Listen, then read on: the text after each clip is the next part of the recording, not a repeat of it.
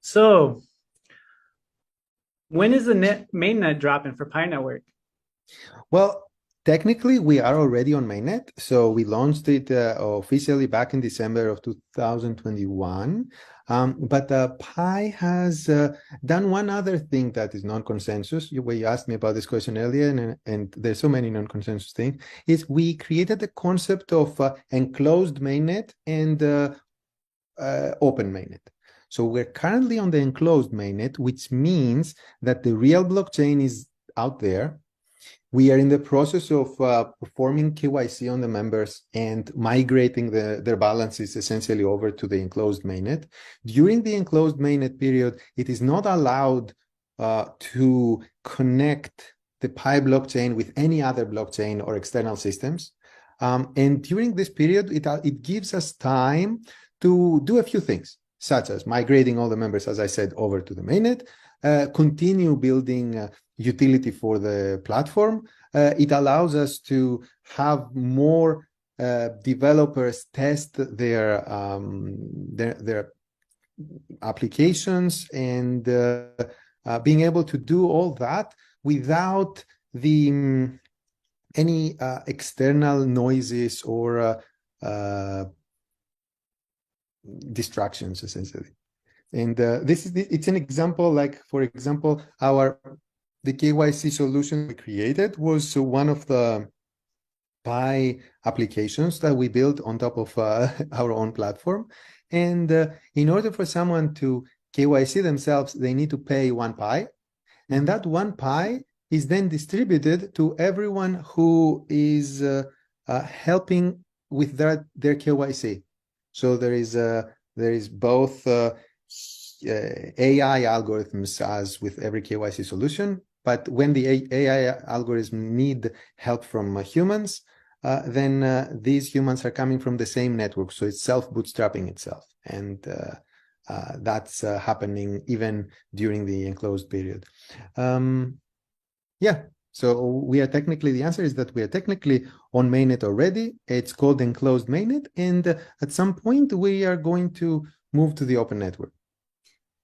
Thank you for clarifying that. You answered a lot of questions that I asked for people that have been watching YouTube videos like me and bringing out their curiosity. So, definitely appreciate that. Any last words before we close? Like, what's next? What's next for Pi Network? Um, so as I mentioned earlier, we recently announced this KYC solution, which has completed more than 3 million members right now have done their KYC, and that essentially is I think the largest blockchain migration in cryptocurrency history out there. So going forward, we want to continue this KYC and migration. We got a lot more members to accommodate and migrate to mainnet. So that's one thing. We need to continue building the ecosystem during the enclosed period. And that's basically by building more infrastructure needed and enabling utilities to be built by the community itself.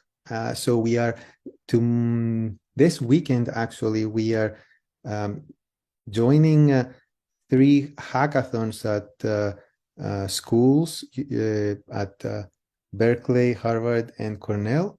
We are sponsoring tracks over there, so we may have some students building some Pi applications during those hackathons and initiatives like this for utility building.